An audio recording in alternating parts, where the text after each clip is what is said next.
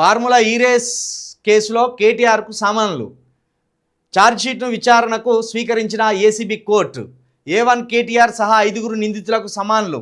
July 31న విచారణకు హాజరు కావాలని ఆదేశం. HMDA నిధుల దుర్వినియోగంపై కీలక ఆధారాలు అందించిన ఏసీబీ. క్విడ్ ప్రోకో ద్వారా బీఆర్ఎస్కు 44 కోట్ల ఎలక్ట్రల్ బాండ్లు వచ్చాయని అభియోగం.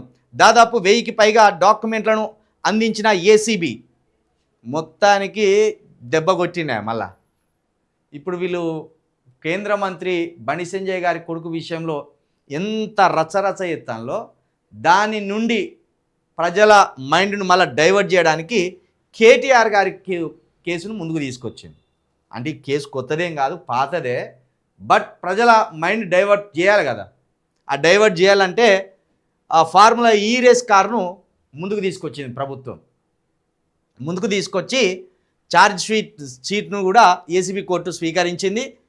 ఇక 5 నిందితులకు సమన్లు కూడా పంపింది. క్విడ్ ప్రో అంటే వేరే దగ్గర దాయడం, డబ్బులను బ్లాక్ మనీ కింద దాయడం. సూట్ కేస్ కంపెనీలు అంటే లేని కంపెనీలను సృష్టించి ఉన్నట్టు కంపెనీలను సృష్టించి, ఆ లేని కంపెనీలను ఉన్నట్టు సృష్టించి వాటిలో డబ్బులు దాచిపెట్టుకోవడం క్విడ్ ప్రో అంటే. కాబట్టి కేటీఆర్ గారు మరి ఇంత నిజాయితీ పరుడు.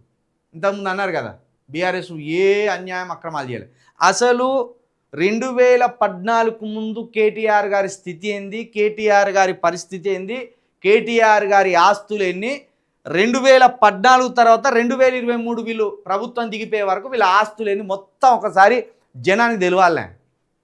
తెలంగాణను పొరక బట్టి పారేసిండు మొత్తం. ఇప్పుడు ఇంతకుముందు సమగ్ర సర్వే పేరుతోటి వెళ్ళిపోయిన దొరలు ఉంటారు చూడు, వెళ్ళిపోయిన భయపడి ఆ రోజు వచ్చింది కదా మనకు రైతాంగ పోరాటం వచ్చింది కదా, ఆ దెబ్బకు పారిపోయిన దొరలు ఉన్నారు కదా, రెడ్డిలు ఇంకా వెలుమలు, ఆ దెబ్బకు పారిపోయిన వాళ్ళు ఉన్నారు కదా. వాళ్ళ భూములన్నిటినీ ఆ రోజు ఈ సాధారణ ప్రజలు ఆక్రమించుకున్నారు కదా. ఈ సమగ్ర సర్వే పేరుతోటి కేసీఆర్ గారు ఆ భూములన్నిటిని గుర్తించి కథం వాళ్ళ వశం చేసుకున్నాడు. ఎందుకంటే అక్కడ ఏం రాసిండు, మళ్ళీ పట్టదారుడికే పోతుంది భూమి అని రాసిండు. అనుభవదారుడికి పోకుండా పట్టదారుడికి పోతుంది అని రాసిండు. అగో ఆ దెబ్బతోటి 1000 కోట్ల ఆస్తులు వచ్చి వీళ్ళ చేతిలో పడ్డాయి. వీళ్ళు నిజాయితీ పరులు అని చెప్తాను,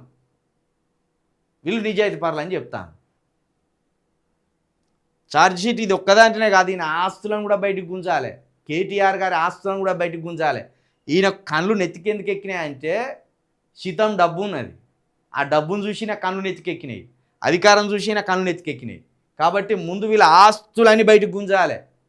2014 ముందు ఎన్ని ఎకరాలు ఉండే ఈయనకు, 2014 ముందు ఈయన ఎలాంటి ఇంట్లో ఉండే, ఇవన్నీ బయటికి రావాలి. 44 కోట్ల ఎలక్ట్రల్ బాండ్లు వచ్చాయని అభియోగం. ఇది ఈ 44 కోట్లు కాదు, 40,000 కోట్లు కూడా ఉంటాయి వాళ్ళ దగ్గర. ఈ 44,000 కోట్లు ఏమున్నది, ఈ 44 కోట్లు చాలా సింపుల్ వాళ్ళకు. కాబట్టి వీళ్ళ ఆస్తులు, వీళ్ళ అంతస్తులు, వీళ్ళ అక్రమాలు, వీళ్ళ అవినీతి అన్నీ బయటికి రావాలి.